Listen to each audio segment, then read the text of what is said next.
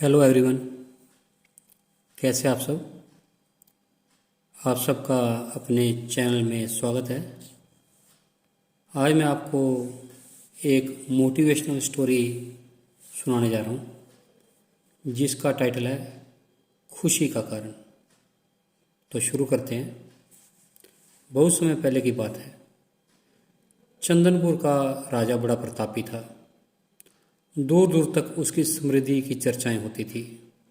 उसके महल में हर एक सुख सुविधा उपलब्ध थी, पर फिर भी अंदर से उसका मन अशांत रहता। उसने कई ज्योतिषियों और पंडितों से इसका कारण जानना चाहा। बहुत से विद्वानों से मिला। किसी ने कोई अंगूठी पहनाई तो किसी ने यज्ञ करवाए, पर फिर भी राजा का दुख दूर नहीं हुआ और उसे शांति नहीं मिली। एक दिन भेष बदलकर राजा अपने राज्य की सैर कर रहा था। घूमते घूमते वह एक खेत के निकट से गुजरा। तभी उसकी नज़र एक किसान पर पड़ी। किसान फटे पुराने वस्त्र धारण किए हुए था। वह पेड़ की छांव में बैठकर भोजन कर रहा था। किसान के वस्त्र देखकर राजा के मन में आया कि वह किसान को कुछ स्वर्ण मुद्राएं दे दे ताकि उसके जीवन में खुशियां आ पाएं। राजा किसान के सम्मुख जाकर बोला, मैं एक राहगीर हूँ। मुझे तुम्हारे खेत पर ये 4 स्वर्ण मुद्राएं मिली हैं। चूँकि यह खेत तुम्हारा है, इसलिए ये मुद्राएं ही तुम भी रख लो। किसान बोला, ना सेठ जी, ये मुद्राएं मेरी नहीं हैं। इसे आप ही रखें या किसी को दान कर दें। मुझे इनकी कोई आवश्यकता नहीं है। किसान की यह प्रतिक्रिया राजा को बड़ी अजीब लगी। वह बोला, धन की आवश्यकता किसे नहीं होती। आप लक्ष्मी को कैसे ना कर सकते हो?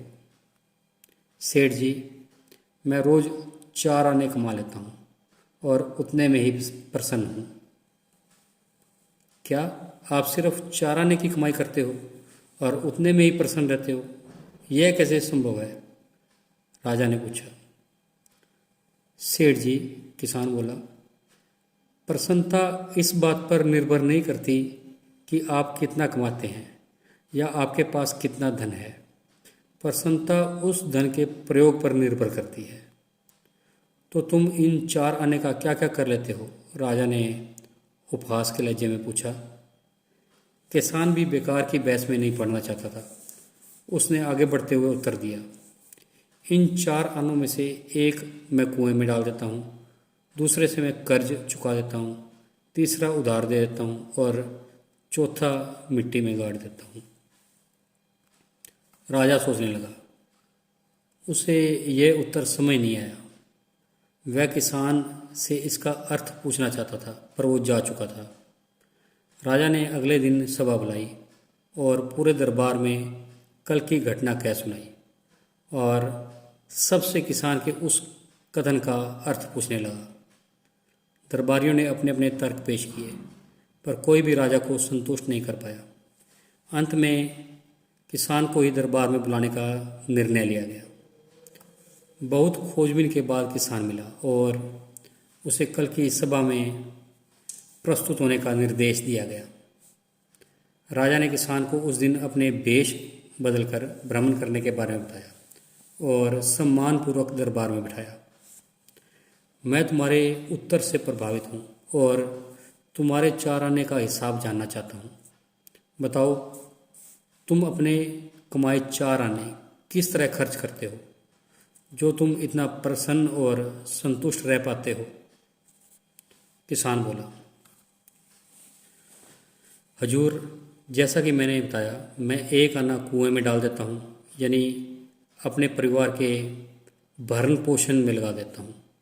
दूसरे से मैं कर्ज चुकता हूँ, यानी इसे मैं अपने वृद्ध माँ बाप की सेवा में लगा देता हूँ। तीसरा मैं उधार देता हूँ, यानी अपने बच्चों की शिक्षा दीक्षा में लगा देता हूँ।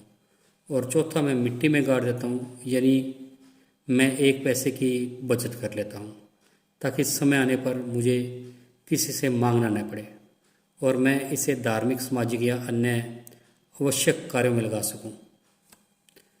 राजा को अब किसान की बात समझ आ गई। राजा की समस्या का समाधान हो चुका था। वह जान चुका था कि यदि उसे प्रसन्न एवं संतुष्ट रहना है तो उसे भी अपने अर्जित किए धन का सही उपयोग करना होगा।